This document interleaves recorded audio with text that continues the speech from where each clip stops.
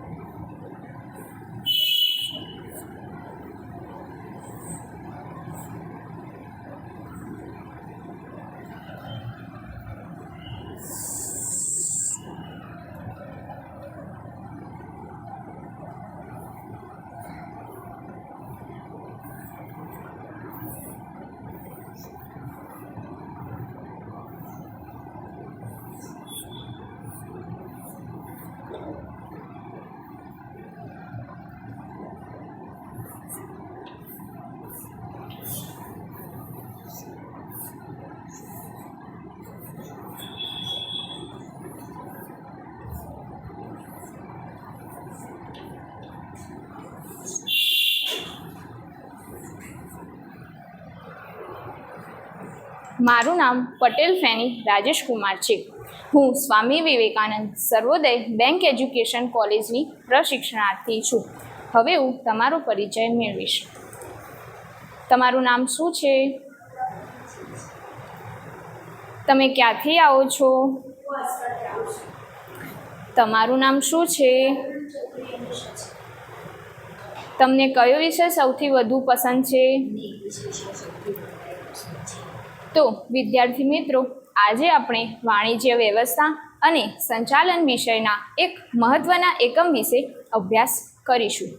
મિત્રો, તમે તમારી આસપાસ જોતા હશો કે લુહાર, કુંભાર, મોચી વગેરે જેવા વ્યવસાયકારો પોતાની પ્રવૃત્તિ દ્વારા નાણાકીય વળતર મેળવતા હોય છે. નાના મોટા કારખાનામાં હજારો કામદારો કામ કરી તેના બદલામાં વળતર મેળવે છે. કામના બદલામાં નાણાં મેળવવા એ આર્થિક પ્રવૃત્તિ છે. એટલે કે નાણાકીય વળતર મેળવવાના હેતુથી કરવામાં આવતી પ્રવૃત્તિ એ આર્થિક પ્રવૃત્તિ છે. માનવીએ જીવન જીવવા માટે આર્થિક પ્રવૃત્તિ કરવી પડે છે, જેથી નાણાં મેળવી માનવી પોતાની જીવન જરૂરિયાતે સંતોષી શકે. આથી જ આર્થિક પ્રવૃત્તિને ફળદાયી પ્રવૃત્તિ કહેવામાં આવે છે. આર્થિક પ્રવૃત્તિના 3 પ્રકાર છે: ધંધો, વ્યવસાય અને રોજગાર. ધંધો એ નફાના ઉદ્દેશથી કરવામાં આવતી આર્થિક પ્રવૃત્તિ છે.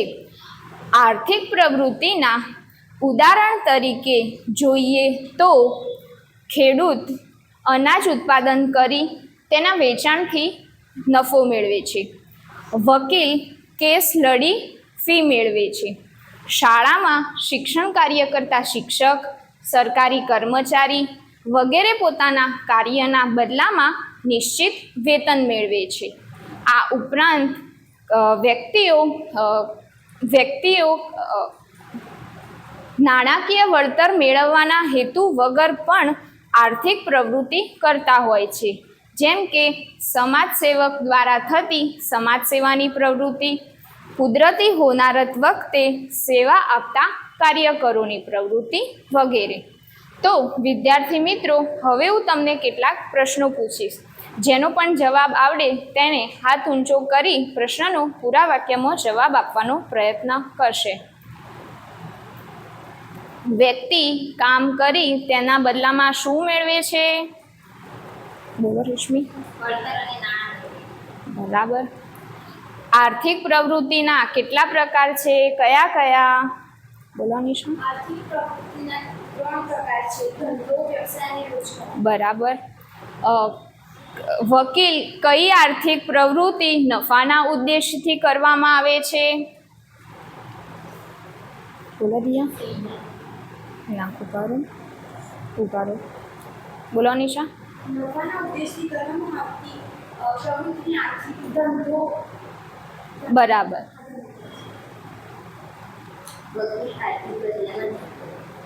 બરાબર. વકીલ કેસ લડી શું મેળવે છે? બોલો. શાળામાં શિક્ષણ કાર્ય કરતા શિક્ષક શું મેળવે છે? બોલો અમિતા.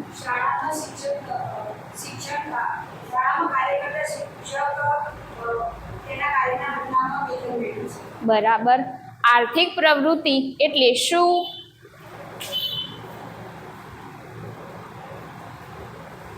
બોલો.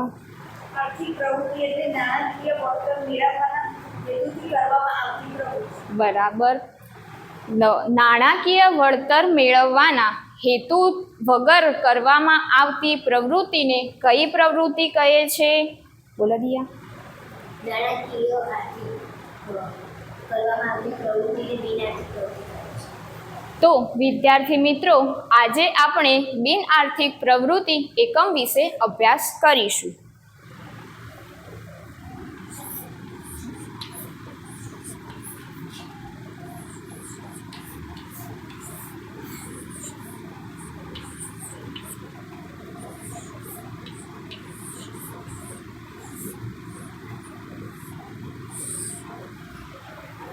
Thank you.